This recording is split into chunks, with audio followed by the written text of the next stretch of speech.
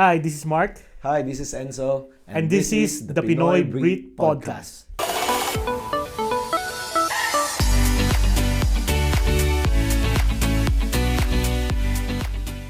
Alright, pre. Oh, kamusta? Nice to see you again.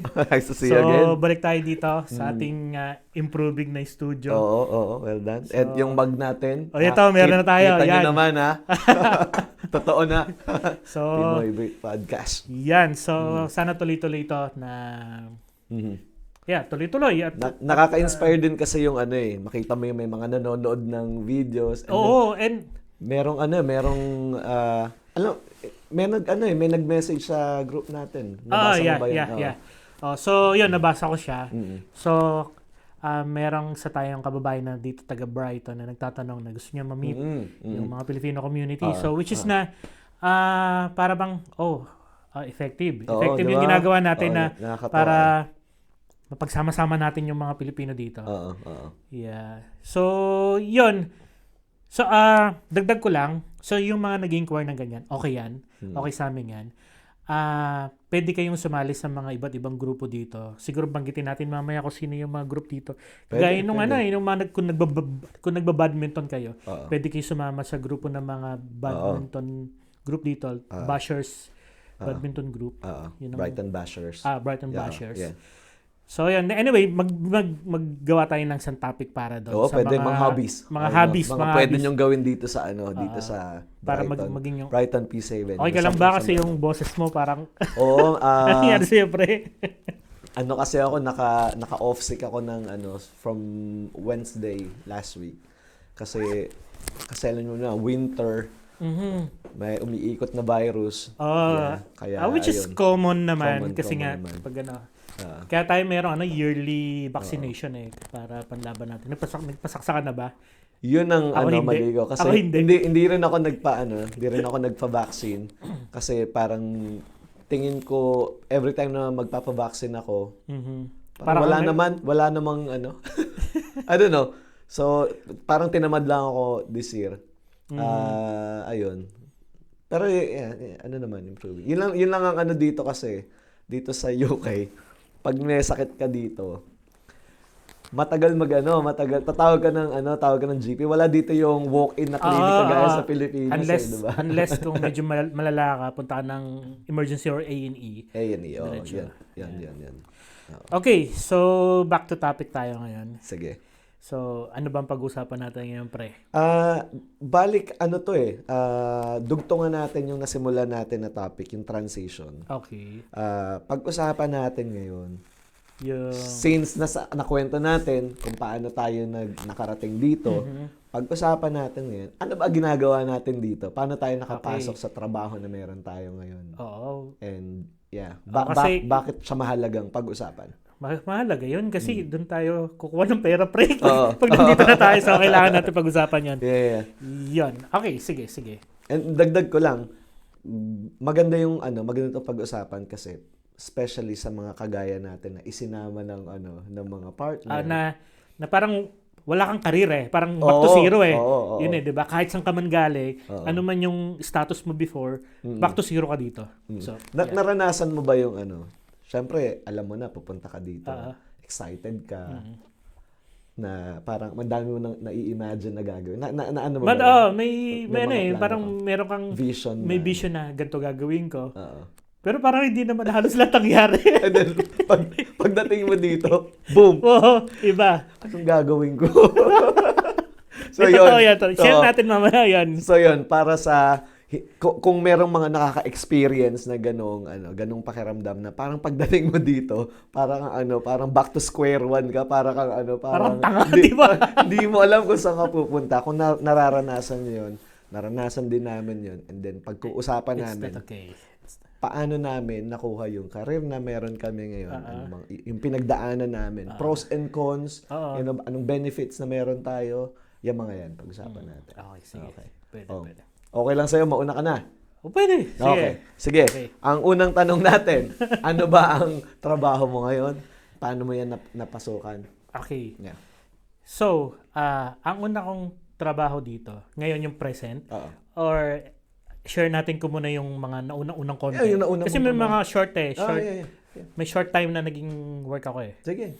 So, nung pagdating ko dito, so, parang bakasyon muna ako ng mga 3 to 4 months. Okay. Kasi syempre, may mga pera pa tayo yan eh. May mga tinatago pa tayong ipon yan.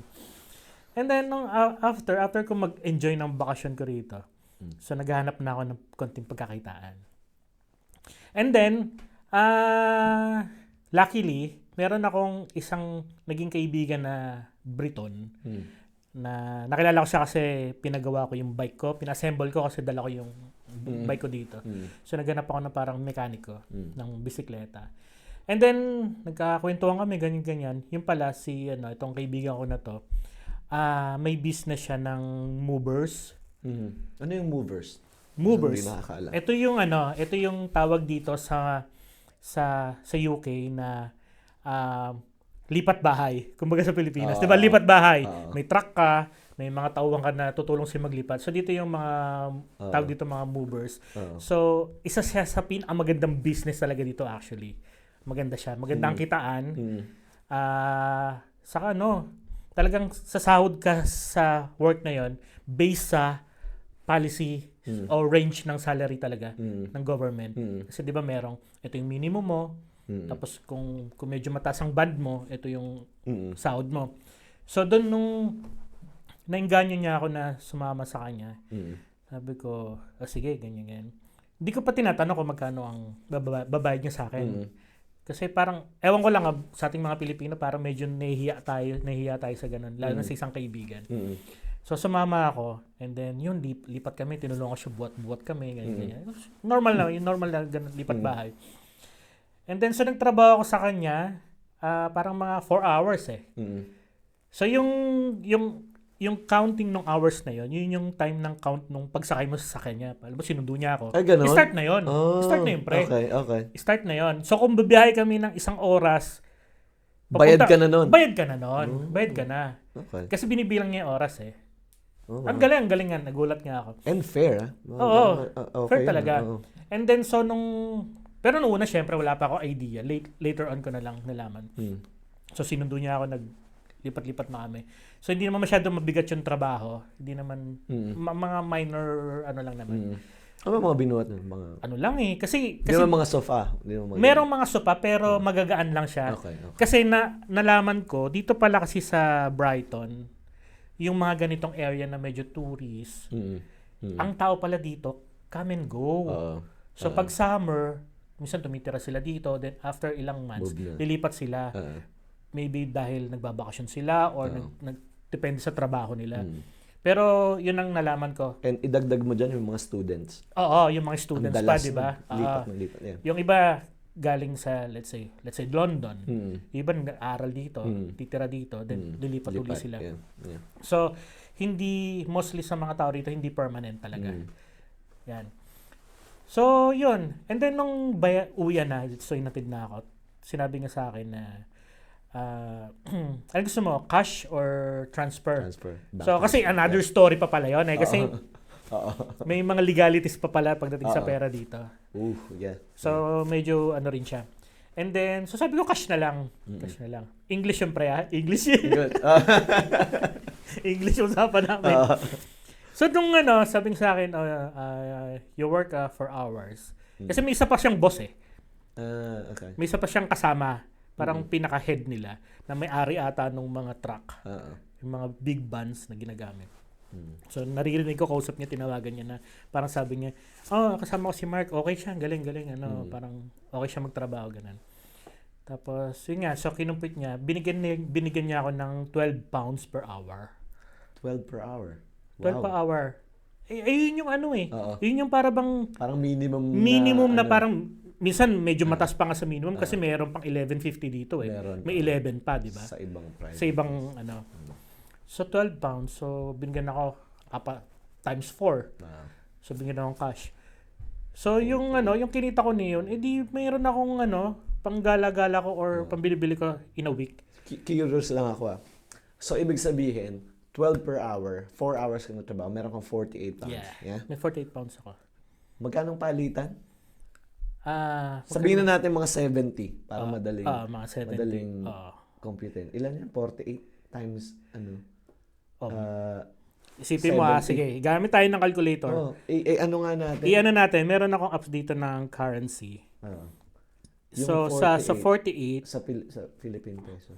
sa 48, alam mo kung magkano yung 48 sa peso? Sa peso. 3,500. 3.5. 3.5. Let's say flat natin 3.5. 4 hours. Sa 4 hours na trabaho, meron akong 3.5 pesos. Wow. Okay. Sa Pilipinas, yung 3.5 pesos mo na yon, baka dugo-dugo na yung mukha mo, kakakayod ng mukha mo sa trabaho. Yung 3.5. Yeah. Oo, sa 4 hours. Oo. So, okay siya. And then yan, hanggang sa try ako. Meron pa akong isang naging second job. Actually, tinry ko lang. Curious lang ako. Research ako. And then may nakita akong application, apps. Actually, magagamit nyo to sa mga naghahanap ng part-time. Pwede siya. Meron akong na-download na application. Ang pangalan niya is Made to Made. Made to Made. Made to Made. Isa sang application. MADE. Made to Made. Okay. So, nung dinownload ko siya, meron siyang application. Nag-apply ako. Nag-send ako ng legal papers ko. Lahat yung, ano yung kailangan mong requirements sa pag-apply ng trabaho. Pinorward ko sa kanya pictures and resume, ganyan. Ang trabaho doon, para siyang Uber. Para siyang Uber. So, Uber, kukuha ka ng trabaho, delivery or ihatid mo. Doon naman siya, kukuha ka na cleaning work. Oh, okay. Oo. So, after nung application ko, in-interview ako, pinunta pa ako sa bahay ng interviewer. Talagang higpit. Malinis matino siya. Yung Made to Made. It's a private company siya. Okay. And then nung tinuro niya sa akin paano to gagawin. So, pag binuksan mo yung application, makikita mo doon yung mga available work. Available work. Tapos, mamimili ka kung saan vicinity, kung gusto mo bang mga ilang kilometers away sa bahay mo. May range Siyempre, pipiliin mo yung maglalakad ka lang para di ka na gumasa sa pamasahe. So, meron akong nakita doon. So, tinesting ko siya. Nag-yes ako. Parang in-applyan ko yung work na yon. So, ang requirements doon, not deep cleaning. Parang hindi siya ganun kabigat na linis talaga. Yung normal lang. Walis-walis, punas-punas. Tapos, 2 hours. 2 hours lang ang kailangan niya. Tapos, ang bayad niya din, 12 pounds per hour. Okay. 12 pounds din. Okay. Yung binigay niya. And then max yun, hindi ka pwede mag-extend. Hindi, kasi yun yung requirements ng kliyente. Pero kung minsan ang requirements ng kliyente 3 hours or 4 hours. Tapos fortnight or every week. Magkakaroon kayo ng kasunduan. Okay. Not contract. Pero sasabihin nga, halimbawa, kailangan ko ng once a week na may maglilinis ng bahay ko. So, kung sa unang trabaho mo okay ka, next time, okay na kayo. Kung baga magkakaroon na kayo ng deal na, okay, every gantong araw ako pupunta sa'yo. So, recorded yun sa application. So, ibig sabihin, nasa sa'yo kung gusto mo magtrabaho or hindi. Ganon. So, ang nangyari sa akin, tinesting ko isa. Testing ko nga. Excited pa ako. So, medyo malapit lang sa bahay. So, pagdating ko doon, kwentuhan muna kami. In-interview niya ako, ganyan. Yan yung may-ari ng bahay? Yung may-ari ng bahay. So, nung nag-usap na kami, sabi niya sa akin, sige, ito lang naman yung kailangan kong linisin. Babae siya, medyo magarbo yung bahay. Sabi niya, sige, labas muna ako. Lalabas ko yung aso ko, iwanan na kita dyan. Bahala ka na, basta ito yung gusto ko. Linisin. So, pinagkatiwalaan agad ako, di ba? So, ganun dito or siguro, pinagkakatiwalaan niya yung company. Tsaka lahat ng document mo, nandun ang mga may documents identity, sila, security. So, ginawa ko. So, linis ako. Kasi inahabol ko yung 2 oras. Para matapos ko. Kasi nagpunas ako ng lababo. Tapos, napunta ako ng toilet, nag-vacuum ako. Alam niyo yung mga napapanood niyo sa movie? Ng mga part-time job. Totoo yun! Ganun! Wow. Cool lang siya actually, cool lang. Kaya lang, sa akin lang, ang naging problema ko lang siguro, yung para bang na-realize ko na, bukod dito, mayroon pa akong kayang gawin kasi. Sa akin lang naman, na-curious lang naman ako. At naisip ko yung mga bagay na yun, yung nag-discover ako ng inidoro, pre. Nilinis yung toilet nila. Toilet. Nung naglilinis ako ng toilet, doon na bumabalik sa akin yun na, ba't ko ba ginawa to? Curious lang naman ako. Hindi, marami pa akong kayang gawin. Kinakausap ko yung sarili ko, pre. Marami pa akong kayang gawin bukod dito eh. Bumubulong sa likod ng isip mo. So yun, parang nagtatalo na sa akin yung ego ko. Kasi hindi Pero naman... yung toilet niya, malinis naman. Malinis naman, pero syempre toilet pa rin ng ibang tao yun eh. Sa bagay. Yeah. Diba? Tapos sabi mo kasi magarbo yung bahay. Maganda naman siya, maganda. Okay. Tapos yun, babacuum mo ganyan. Actually, hindi ko natapos ng 2 hours yung trabaho. Pagbalik niya. Kasi sabi niya, hindi pala talaga kaya ng 2 hours. So okay siya, hindi niya ako inaano. So nung natapos yung trabaho, umuwi na ako, binigyan niya ako ng cash, yung bayad sa akin. So tuntua naman ako. Pero sisip ko noon, sabi ko, may kaya pa akong gawin. So pwede tong work na to sa, siguro di ko naman sasabing desperado. Baka pwede to sa hindi mga maarte. Kasi yun yung sabi dito, di ba? Kung pag napunta ka ng UK, basta hindi ka maarte, sa kahit anong trabaho, buhay ka. Kikita ka, magkakaroon ka, di ba? Naniniwala. Saka isa pa yun sa mga natutunan ko dito na ang trabaho dito sa UK, walang racist dito sa trabaho. Kung boss ka, naglilinis ka, walang ganon.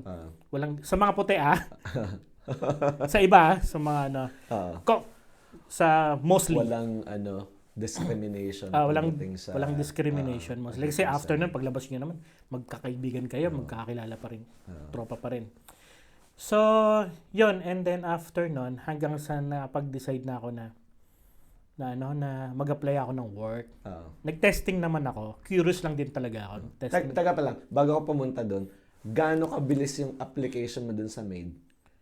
Mabilis lang. Para lang sa mga curious din. Parang lang eh. Is it just like a 1-day application or 1 hour? Gaano kabilis? Parang 2 days lang eh. Kasi 2 days. nung nag-apply ka sa application, may mag-i-email na sa'yo. After nun, then straight away, nag-ask sila. Siguro hindi naman straight away, siguro buong maghapon lang siguro. So 1 day. And then mag-i-email sila sa'yo asking your requirements, tapos available kung kailan ka pwedeng ma-meet. Kasi kailangan nilang pumunta sa bahay mo, hindi kayo mag-meet somewhere. Gusto nila makita ko saan nakatira, same address dun sa ipapasa mong requirements, billing. Kasi papasok ka sa mga bahay ng Oo, kasi kailangan nila yung big time safety. yan, no? Oo, kailangan nila yung safety. Yeah, of course. Yeah. Okay. So yun. Mabilis lang. Pero parang medyo nabakante pa ako nun. After nun, parang hindi pa ako nung may mga lumalabas uli na available work, hindi ko na kinuha, pre. So marami siya, multiple work na lumalabas dyan. Ano yun? Iniisip ko lang yung naglalaro sa isip mo. Ano yun? Is it nalulungkot ka ba o nacha-challenge ka? Iniisip ko lang, sabi mo kasi, iniisip mo meron ka pang mas kayang gawin. Ano yun? Parang na-challenge ka ba? Parang parang meron mas may kaya pa akong gawin more bukod dito na same ang bayan gets. 'Di ba? Parang yung oras mo mas magiging productive ka pa. Yung 2 oras mo iniisip mo mas magiging productive ka. Kung kumikita ako ng 12 hours per hour diyan, siguro sa iba 12 pounds per hour kaya din. Bukod doon sa ganyan trabaho. Hindi ko siya minamaliit. Kaya lang kasi sa pansarili natin, may mga nagawa na tayo sa buhay or meron tayong pinanggalingan na alam natin kaya pa natin. Yung capacity mo, kailangan mo yung sarili mo. Diba? Yeah. Pero it's a good money. Hindi ko itatanggi. Good money yon. Isipin mo, maglilinis ka lang. Lahat naman tayong mga, especially sa mga Pilipino, naglilinis tayo sa bahay natin, sanay tayo magkuskus ng kubeta or mag-vacuum lang. So, kikita ka ng pera. Then, uwi ka na, tapos na. Walang personalan, di ba? Ganun lang siya. Yeah. Marami gumagawa dito noon. At marami akong kilala. Alam mo, iniisip ko na nga eh. Marami akong marami akong nakikita dito na Pilipino na gumagawa ng multiple jobs. Cleaning or biglang magjo-duty sa McDo or sa any offices. May nakita akong Pilipinong ganyan. Natutuwa ako. Rumarakit. Ako 2 work ko. Diba? So, hindi siya issue. Kaya lang, pero nasa sayo na lang talaga kung gusto mong gawin. Pero it's a good money talaga. Magkakapera ka talaga. Yeah. Pero masarap, fulfilling ang cleaning na task. Kasi immediate yung nun yung satisfaction pag nalinis merong yan eh. Pero may time pressure kasi. Well, yun lang. Yun ang napansin ko na madali ka. Niisip ko, kaya ko to ng 2 oras. Pero hindi pala. Kasi unang-una hindi mo bahay, hindi mo alam kung ano yung makikita mo. Di ba? Well. Ganun siya. Okay. And then after nun, so nag-start na ako ng rumakit ng photography ko bukod yung mga racket ko na ganyan. So dumating na siya, nagka-client na ako. And then napag-decide ako na siguro try ko mag-apply ng work. So hanap-hanap ako, nag-check ako sa Primark and iba-ibang mga company, mga ganyan. And then walang nagre-response, pre. Hirap ako. Hindi naman siguro hirap, para bang walang bumabalik sa akin na naituloy ko yung application ko. Parang sinasabi, parang try next time na lang parang ganun mga ganun siya. Meron pa yung mga Holland and Barrett. Nag-try ka rin sa nag-try din ako nun kasi parang nirekomenda sa akin yan ng isang friend ko na doon din nagtatrabaho before. So nag-try ako, wala ring response. Ganun, wala rin. So, medyo nagkaroon din ako ng konting frustration na mahirap din pala talaga mag-apply na hindi basta-basta. Na kahit may diploma ka or anong pinag-aralan mo, kahit sino ka, kapag hindi ka talaga applicable or ano ba tamang word doon? Hindi ka fit. Hindi ka fit sa work na yun. Sa role na yun, hindi talaga mag-aano. So hanggang sa napag-decidean ko na usap kami ng asawa ko na try mo kayong mag-apply sa ospital. Sabi ko, okay. Sige. So syempre, before ako mag-apply, marami akong tanong. Ano ba ginagawa nito? Kasi wala akong idea eh. Hindi ako nakapag-work sa hospital. Never. So, tanong ako, ano bang ginagawa nito? Ano ba pwede ko applyan? Hindi naman ako nurse. So, doon nga pumasok yung healthcare assistant, HCA. So, tanong ako, nag-research ako nung trabaho nito. Okay, para pala siyang sa pagkakalam ko, para siyang caregiver. Or assistant ka ng mga nurse or ng doktor na tutulungan mo sila kung naman yung trabaho sa araw na yun. So, ganun siya. Tapos, expected, ang nasa isip ko pa nga nun, baka ward pa ako mag-work sa ward. Kasi ang trabaho sa ward ng healthcare assistant, saka tumutulong sa nurse, nagpapaligo ng pasyente, lahat. Parang yung mga hygiene care, yung mga ganon, tutulungan mo sila. So, in-expect ko yun. In-expect ko yun. Sabi ko, kaya ko ba? Diba? Parang, I don't know. Anong nagpapaano sa'yo? Parang, anong reason ng hesitation mo? Ba't mo iniisip kung kaya mo ba? Kasi hindi ko siya nakasanayan. Okay. Pero kung syempre kung magulang ko yan or kamag-anak ko na kailangan mong alagaan. Kasi nakikita ko na yan dati nung nasa Pilipinas pa lang ako, may mga nakikita akong pasyente na pinupuntahan ng caregiver na inaasikaso, pinapaliguan, maglilinis ng tae, na syempre medyo mahirap kung di mo nakasanayan.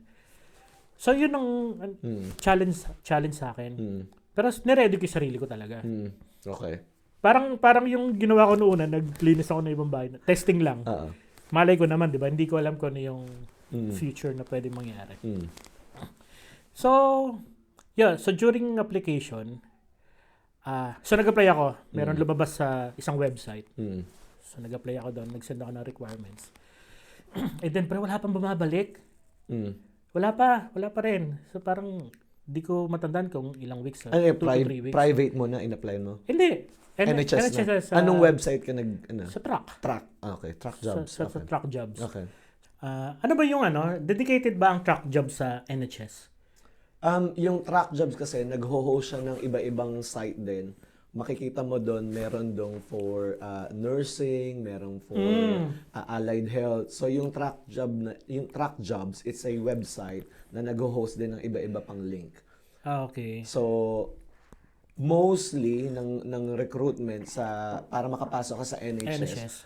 Punta ka sa Track Jobs, makikita mo na doon yung makikita. And hindi naman siya komplikadong website. Nandun na yung yung mga link na i-click mo. Okay. Kung tagasan ka buong UK, merong okay. mga job opportunities na nasa loob ng truck. Yan. So yun nga, nag-apply ako doon, and then na-meet ko yung, habang nag-aantay ako ng magandang resulta sa application ko, na-meet ko na rin yung mga kawork na asawa ko ng mga veterans na rito, yung mga nandito na sila. So, binigyan lang din nila ako ng tips kung paano mag-apply, kung anong gagawin, or pag during interview, kung anong sasabihin. And then, dumating yung time na interview na ako, na shortlist na ako. Yeah, okay. So, excited ako, pre. So, nung nag-email back sa akin yung in-applyan ko. So, schedule na ako for interview. Schedule for interview. And then, yung time kasi nun medyo parang siguro parang kakatapos lang ba ng pandemic? 2022 medyo pa eh. Oo. Mga nagsuswab pa kasi mga tao nun eh. Nakamask pa yung karamihan. Yeah. So that was 2022. Late. And then, ang sabi sa akin, virtual. Virtual interview by Zoom. Okay. By Zoom. Ano, first time mo ba ma-interview ng gano'n? Oo, first time ko ma-interview sa Zoom. Sabi ko, okay to Parang lumabas na sa isip ko, paano kaya gagawin ko rito na? Parang may naisip na ako mga kalokohan kung paano pumasa. Tapos, so excited ako. So prepare ako. Basa-basa ako ano bang job description ng healthcare assistant. Binasa ko lahat yan. Ganyan, review. And then, hanggang sa dumating na yung time na schedule ko na for interview. Nandito si laptop ko. Nandiyan si laptop ko. And then, naglagay ako dito ng iPad sa gilid. Yung hindi nakikita ng camera. So, ako lang. And then, nag-start na. Tapos, nung una pa nun, tumawag na, ganyan. So, hi, I'm Mark, ganyan. I'm just new here in the UK and this is my experience. So, nagtanong sila. Tapos, so okay naman yung conversation namin. Hindi naman siya masyadong hindi siya masyadong mabigat ang interview. Light lang. And then, tapos ang problema pa, biglang nawawala yung signal. Oh no. Naglalag. So parang opportunity ko to So nangyari, tinanong na ako. So ano ba, may mga tanong sa akin na para bang ano bang may ko-contribute mo sa trabaho na to, ano ba maambag mo? Yung basta mga ganun question. So ang ginawa ko, binasa ko literal yung job description. So binasa ko siya, blah blah blah blah blah blah blah. Tapos nakikita ko sila sa camera, tango ng tango. Yes. Yeah. Okay, that's good. Baka ganun yung sabi ko, parang effective Ganun, di ba? Okay. Kasi hindi nila alam. Sila nagsulat doon. Oo, sila nagsulat noon. So doon ko nalaman sa time na yun para bang okay. So ang application pala sa ganito, kailangan mong maging mabanggit mo yung mga pointers na hinahanap nila. Yung kung ano yung hinahanap nila, dapat yun ka. Kasi yung mga experience ko sa pag-apply, like sa Pilipinas, ibang interview diba? Kapag binanggit mo yung job description doon, sablay ka na. Wala na. Kasi alam naman nilang binasa mo yon, diba? Naghahanap sila ng mga points or mga wording mo na maano sila, okay to, yung mapabilib mo sila. Pero dito hindi. So, straightforward sila dito sa interview. Yun lang naging problema talaga. Yun ang pinaka-glitch May glitch talaga. So, binabasa ko. Yes, sila yes. Oh, that's all right. Okay, good. So, hanggang sa, yan. So, kidding aside, nakapasok ako sa trabaho. And then, hindi ko pa alam kung saan akong papatak na department. Kasi malaki ang hospital, ang NHS. So, pwedeng ganitong ward, pwedeng kang... Kasi sila magdi-decide Wala kang idea. And then, yung para bang meron akong second interview, face-to-face na. Pero interview ko na yon sa magiging manager ko na. Hindi na sa... Kumbaga nakapasok na ako Nakapasok na ako. Ano ka na? Sinabi na nila sa'yo na hired ka na. Hired na ako. Pero hindi ko pa alam kung kung saan talaga ako. So dumating yung time na nagpunta na ako sa schedule na meet-up namin sa hospital ng manager ko. And then nung in-interview niya ako, doon ko nalaman na outpatient department pala ako. Okay. So parang sabi ko, parang mas madali ata trabaho dito. Ganun. It's a fracture clinic. So parang ang trabaho doon, assist mo lang yung pasyente, assist mo lang yung doktor. Ang pasyente come and go. Alalayan mo lang kung kailangan. That's it. Or gawa ka lang na observation, height, weight, blood pressure, or urine test. Ganun lang kasimple. So, meron kang sarili mong area na ginagawa mo. May sarili akong kwarto. May sarili akong space. Ganon siya. So, nung una, syempre, medyo nahihirapan ba ako kasi hindi ko naman talaga siya trabaho. Saka, hindi ko pa talaga alam kung paano pasikot-sikot magtrabaho sa ospital. Pero, in time, wala na. Naging comfort zone ko na siya. Ganon siya. Okay siya. Tapos hanggang sa, ang kinatutuwa ko pa noon time na yon na tumatakbo yung araw, months, yun yung time na nag-i-strike ang mga nurses. Tapos tumataas pre ang sahod. Oo, tumataas yung sahod ng it's a band 2 job. So tumataas siya. So kapag ang mga, let's say mga staff, nag-strike kasi yan. So nagre-request ng sahod. Kapag napagbigyan sila, it's a chain, damay-damay yan. Kung healthcare assistant ka or ibang work mo, tataas yan, or receptionist ka, kasama kayo sa buong aangat. NHS. Kasi kailangan nila i-balance eh. So yun, ilang beses yun? 2 ata, 3. May natatandaan mo ba kung ilan nagtaas sila? Siguro mga 3 3 na eh. yata. Parang 3. Tapos meron pang ano tawag doon? Yung tax return ba yun? Or yung yung retrospective pay. Yung para bang kasi nga dapat itong month na to binayaran ka na ng ganitong halaga. Merong yung retrospective pay. May refund. May refund siya na supposed to be salary mo earlier pero hindi nabigay. So, yun, nagkapera. Galing dito, no? Oo. Yung dahil nag-increase siya last year, dapat nakuha mo siya, ibabalik sa'yo. Di ba? I mean, kasi hindi mo pa siya sinweldo noon, kaya ibabalik sa'yo. Kaya, siguro parang merong parang joke dito na, kumbaga, yung healthcare band 2 na, let's say, 8 or sabihin natin 10 taon nag-work dito, tapos against sa akin na bago, paras na kami ng sahod. Di ba? Pero kasi napasama ako sa pag-angat-angat. Ganun siya. Yeah. So, yun yung maganda. And then, may kasi dito may top of scale. Parang kung hanggang doon lang, may ceiling na pwede mong isweldo. Parang, I think sa ata, parang every step ata, merong 3 ladder. So, yung entry level mo, and then after 2 years ata, or 3 years, and then second, and then yung top of scale. Yung top. Sa role ko, 2 lang entry. Tatlo rin pala. Entry. Mostly naman ata 3. Pero yung sa amin, sa band 2, sinagad na siya eh. Marami ata. Top na eh. Dahil nagbago yung nagbago yung scale ng Hindi, ngayon kasi anyway, wala nang range ang band 2. Top na. Wala na yung mid sa yung low. Wala na. Tinanggal na nila. So top na siya. Agad-agad.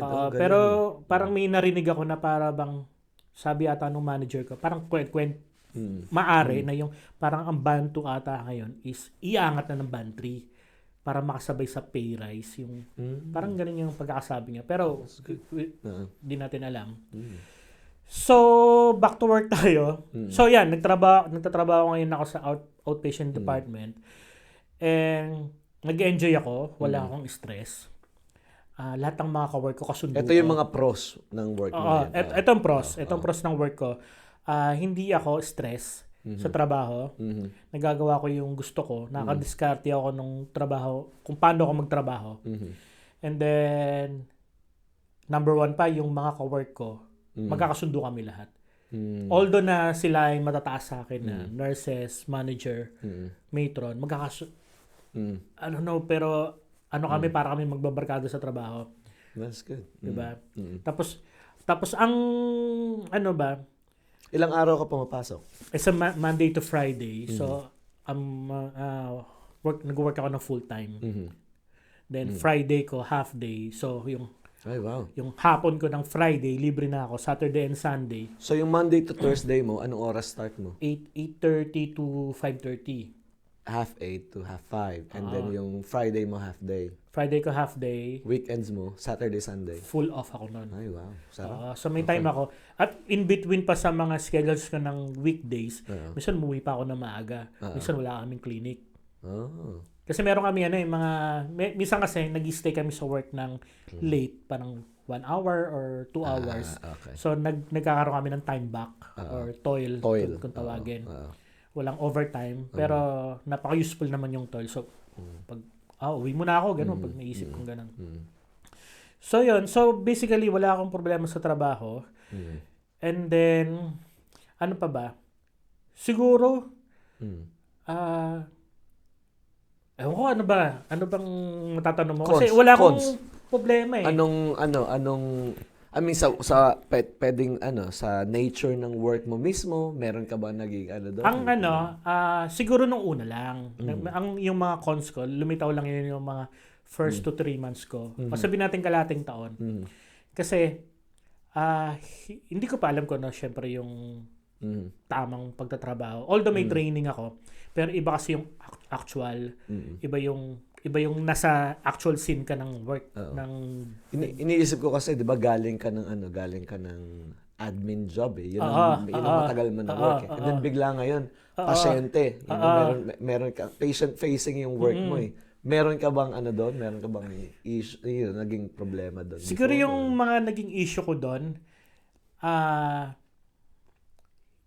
ano ba? May mga ba? Kasi tama ka, malayo. Yung work ko kasi yung clinical work. Tapos, admin or administrative job yung ginagawa ko dati. Ang nano ko lang siguro, yung cons ko lang, yung ego ko lang siguro.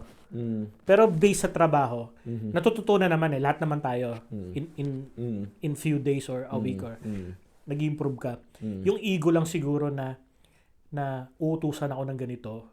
Inutusan ka? Inutusan ako, syempre. Alam ba ganito, meron akong nurse. Can you please clean that table or something? Parang may pinapalinis sa akin. Cleaning ulit. Dinilinis ko naman. Pero actually, nasa job description naman pala. Kasi meron palang policy na this is your responsibility, lalo na kung clinical settings. Dapat maintain na malinis na gano'n. So, tama naman. Kaya lang ang problema ko lang sa sarili ko lang. Yung parang, yung angas ko ba? Parang sa trabaho dati siguro ikaw nag-uutos. Oo, kasi nung before meron kaming T-boy, may gumagawa ng kape, pag utusan mo siya, kung may gusto kong paserox, utusan mo siya paserox, pabili ka pagkain sa labas. Meron kaming ganon.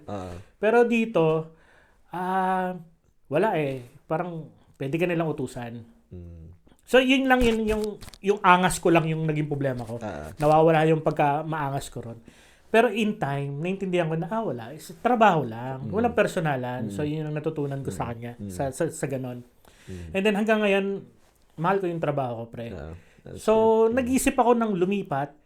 Pero siguro, kapag meron talaga akong gustong-gusto ko na talagang lipatan, ipupush ko yun. Kasi meron akong mga opportunities like binigyan mo ako ng link ng application sa IT, may bakante.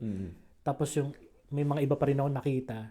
Pag chine-check yung job description sa yung differences ng range ng salary, sa akin, para sa akin lang, kung ang range konti lang ang pinagkaiba ng sahod, bakit pa ako lilipat? Na masaya naman ako dito. Na marami akong nakukuha benepisyo. Okay. Nabanggit mo yung benepisyo.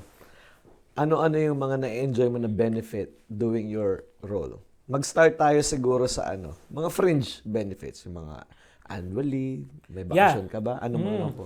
So, ang maganda sa amin, kapag anytime na gusto mong magbakasyon or mag-leave, pwede may request. Siyempre, magbigay ka lang ng konting medyo malayong range para hindi nabibigla yung management. Kasi naggumagawa rin kasi sila. Parang advance notice. Kasi gumagawa sila ng schedule para hindi basta masira. Pero, specifically sa amin, alam mo, kahit ang gusto mong umabsent the next day or pwede. Sabihin mo lang kasi ganun ka flexible yung manager namin. Pero sasabihin naman niya kapag hindi talaga kaya. Pero kung magagawa ng paraan, why not? Hinihilot niya yung schedule namin. Ano ba manager? Yes, Chris. Si Chris. Chris. Yeah. Okay. So, okay naman kami doon. And then parang hippie din. Cool yun. So, kagaya niyan, ang manager namin is long hair, hippie. So, parang cool lang kami. Ganun siya. Hindi mo siya mapagkakamalang manager. Hindi. No? Kasi medyo may stereotyping tayo pagdating sa mga itsura ng manager. Sa looks, di ba? Sa atin, ang manager dapat ganitong forma, ganitong tingtigan, ganitong gupit. Clean cut lagi. Mga ganun eh. Pero dito siguro, ward manager. Hindi pala. Ang tawag sa kanya? Outpatient manager. Department ng fracture. So, yun. Wala, happy ako sa work ko. And then, kasi bukod naman sa work ko, kasi nagbi-business pa ako, may mga iba pa akong racket. So, kung regarding lang naman dahil sasabihin nyo, ban to yung trabaho ko dahil mababa ang sahod ko, meron naman akong ibang pinagkukunan. So, nababalanse ko siya. So, wala naman akong problema about sa salary. Mababa yun kasi ikinukumpara natin kasi may mas sa iba. Mataas sa salary. Pero ito na nga, sahod reveal. Magkano ba talaga ang sahod ng healthcare assistant? Ang sahod ng healthcare assistant kung hindi pa na-exclude ang tax. Okay. Summer parang mga 2,000 plus. A month? Hindi pa natatanggal yung tax. Gross yan. Gross yan. Pag natanggal, eto na. Yung mga tax. Ang problema yung net. Yung mga tax kasi, no? Okay. So, ano na siya ngayon? Yung net ko, exactly, 1,600.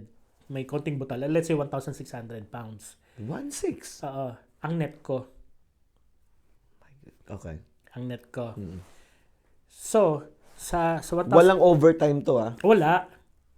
Oh my God. Okay. Net siya. So, 1,600.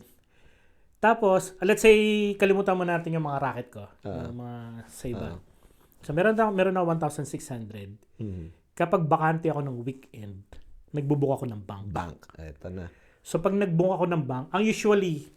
Kung merong mga nanonood na nasa Pilipinas, ang bank, parang overtime yun. Pero yung bank dito, pwede kang mag-overtime sa ibang department or sa ibang pwede kang sa ward ng hospital. So yun, iba parang parang workplace apart from your current workplace. So yeah, so pag bakante ako ng weekend, nagbabank ako. Ang usually time ng pagbabang ko is Saturday night hanggang Sunday morning. So, ang laki ng rate ang nakukuha kong net doon, minsan kasi iba-iba, may mga fractions din kasi minsan. Pero ang pinaka mostly ko na nakukuha doon is 186. Let's say 180. 180. Let's say 180. Tanggalin natin yung 6 pounds. Minsan tumataas siya eh. So, let's say 180. Imagine mo, nag-work ka lang ng gabi, nagpuyat ka lang ng konti. 12-hour shift. After, may pera ka na. May 180 pounds ka na. Saan ka kukuha nun, pre? So, kung gagawin mo yan ng 4 times sa isang buwan. Which is minsan nangyayari.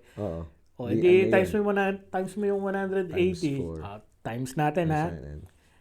So, idadagdag mo yun sa 180 times 4. Meron ako 720. Sa 720 plus 1,600, meron akong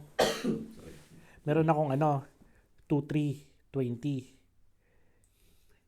Diba? Bukod pa yung mga racket-racket na pinupuntahan ko. So, yun ang ibig ko sabihin na... Malaki pa sinusweldo mo sa akin. So, yun yung ibig ko sabihin na, yes, I'm working as a band too, pero hindi pa naman ako ganun naghihirap. So, kaya happy pa rin ako. Tapos, hindi ka stressful sa trabaho. Yun yung advantage ko doon. Na uuwi ako, na kakalimutan ko yung nangyari today, then, new day, para bukas. Bagong situation, bagong kakarapin mo kung naman yung magiging problema sa work mo or issues. And then, the next day, ganun pa rin. I-advise mo ba kung merong mga healthcare assistant, aspiring na gusto na maging healthcare assistant, i-advise mo ba na mag-outpatient sila instead of yun yung lagi kong sinasabi sa mga nakakwentuhan ko kasi hindi ko igagaranti na kapag nag-healthcare assistant ka is maganang trabaho mo. Kasi nagbe-base din kasi yan sa kusang settings ka. Kung nasa ward ka ba, nasa outpatient ka, nasa A&E ka. A&E is the most, alam ko, sa pagkakalam ko, pinaka BCS stressful kasi hindi mo alam kung anong darating sa oras ng trabaho mo. Nabanggit ko yan kasi maraming nakarating dito sa UK, ang ruta nila, healthcare assistant. Pumasok sila as a healthcare assistant sa private care home, mga ganyan. Siyempre, in the future, gusto nila makapasok sa NHS. So, pag-isipan nyo mabuti, kung gusto nyo pumasok sa NHS, isipin nyo yung pupuntahan nyo na department. Kung happy ka sa ward, yung pag sinabi nating ward, ito yung may mga pasyente na naka-confined, na doon sila nagstay. So, alagaan mo yun kasi katulungan mo yung nurse. Nandun yung care part ng pagiging healthcare assistant kasi kasama doon yung bedside care, yung washing, madaming work. Pag nasa outpatient ka, kagaya ng trabaho ni Mark, nandun yung mostly parang ang tawag doon, vitals and kukunin mo lang ng vitals eh. Kumbaga kung sa Pilipinas na word, parang triage. So, pagdating ng pasyente, kukunin mo yung height and weight, tapos check mo blood pressure, kung request ng doktor kunan ng urine test, kunan mo sila ng specimen, test mo lang, and then that's it. Lahat ng resulta, isulat mo sa case notes. Nagbubuhat kang pasyente? Hindi. So, hindi ako nagbubuhat ng pasyente doon. And then, hindi ko rin sila. Ang kagandahan kasi sa outpatient department, ang pasyente mo lahat, galing sa bahay, malilinis. And then, parang lahat nasa katinuan. Hindi kagaya nung pag nasa ward ka, ibang pasyente doon, medyo high sa drugs, I mean, hindi illegal drugs, but yung minsan, marami silang iniinom na most of the time, okay. Pero hindi ko maitatanggi na minsan din may mga pasyente ka rin na may topak. May mga topak pre. Yung para bang, itong maganda rito. Hindi ko alam kung sa lahat pero ang share ko lang yung experience ko lang. So minsan may pasyente na medyo maangas, medyo iba magsalita. Tapos hindi siya nakikipag-cooperate. Kasi especially tinatawag kong pasyente sa loob kami ng kwarto dalawa lang kami. So kausapin ko siya, ganito kailangan ko yun. Kapag hindi nakapag-cooperate, hindi na ako nakikipag-away. Sasabihin ko na lang, thank you, I'm not able to help you. So, you can take ayaw niya magpakondugo? Mga ganun?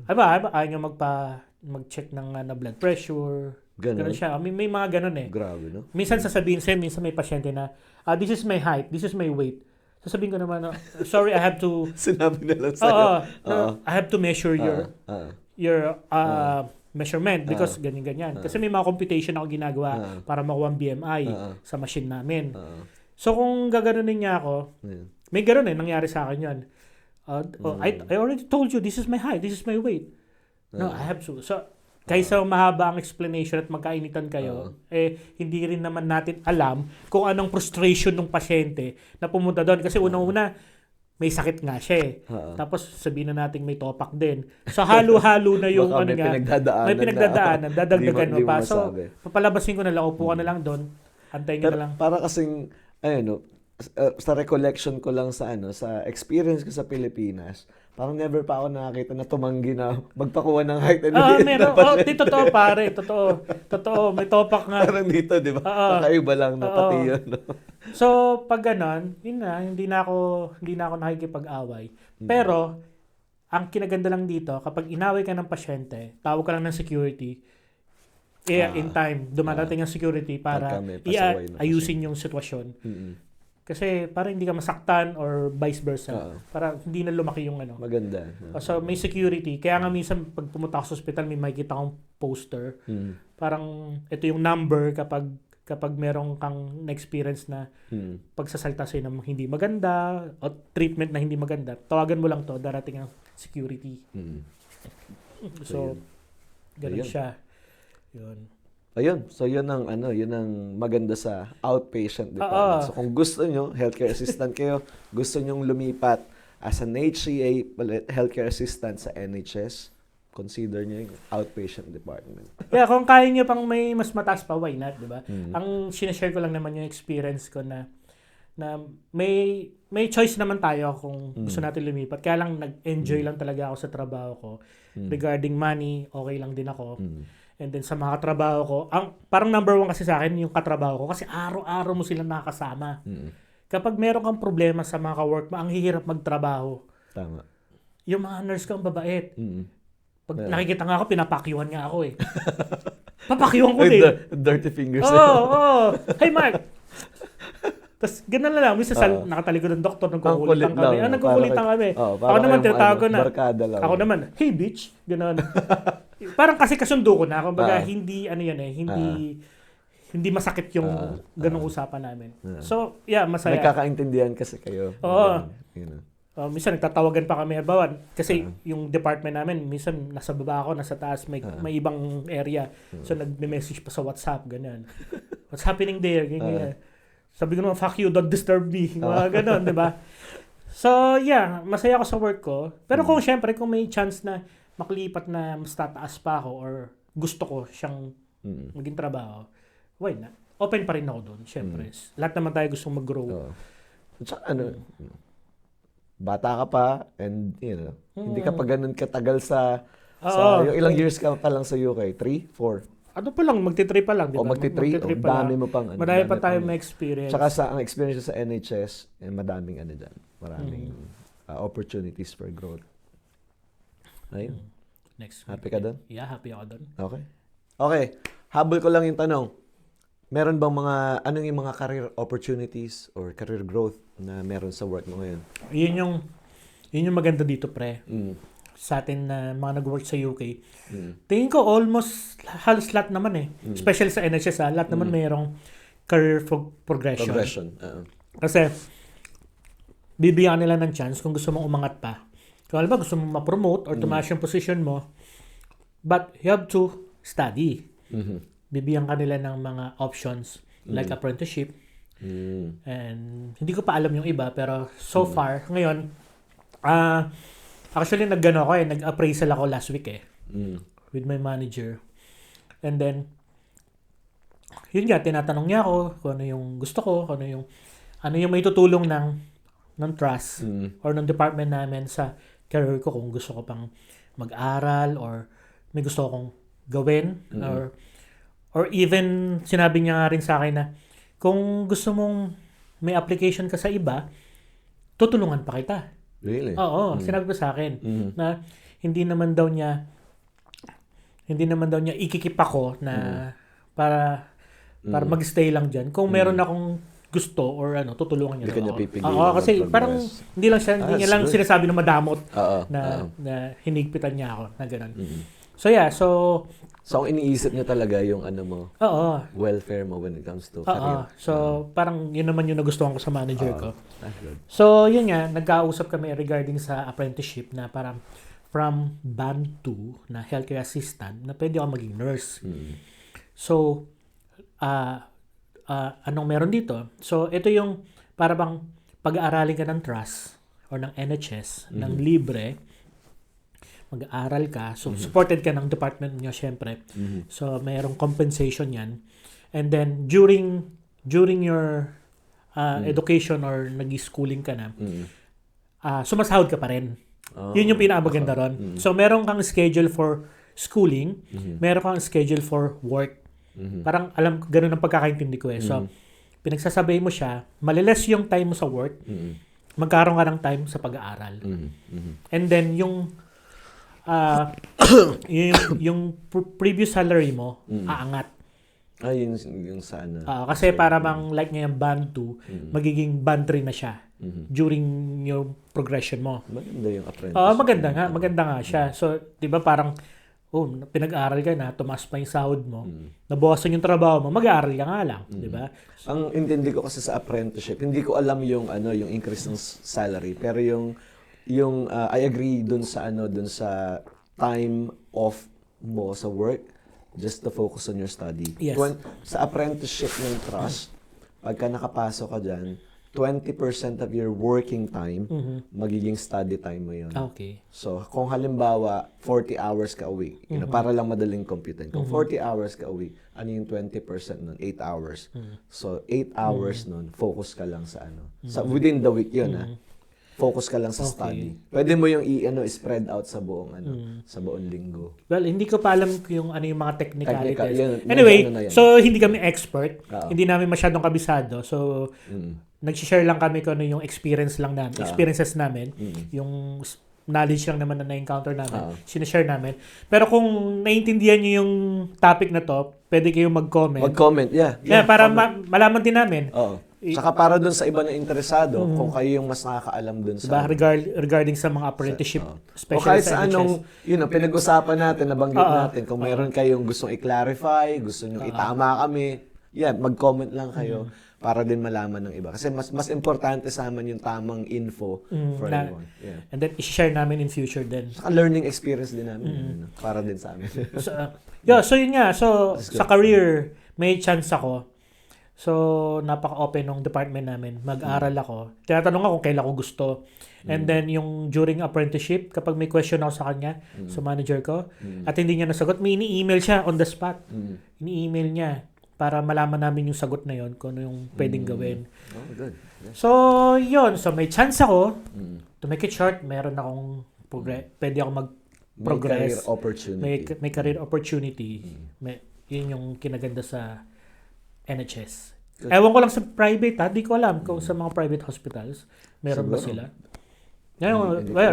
Kung nagtatrabaho kayo sa private hospital or under by agency, kung binibigyan ba kayo ng chance para magkaroon ng apprenticeship, share nyo kasi di namin alam. Or any career progression or career opportunities na experience nyo. Hindi lang sa NHS. Hindi lang sa NHS. Even the private.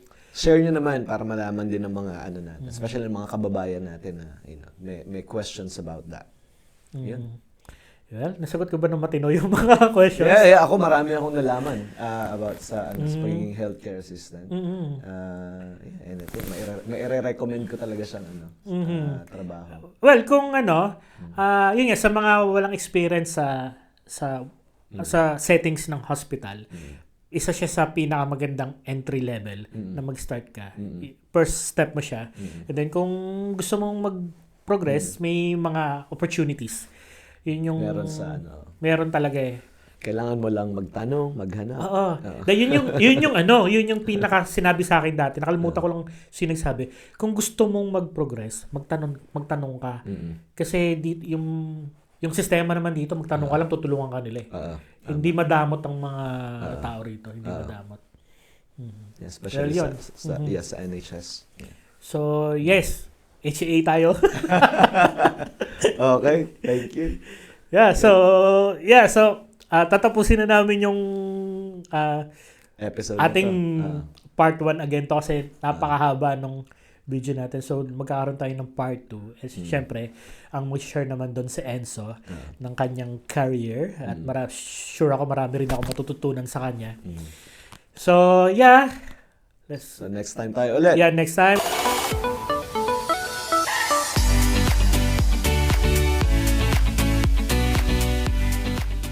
So, this is Mark. This is Enzo. And this is the Pinoy Brit Podcast.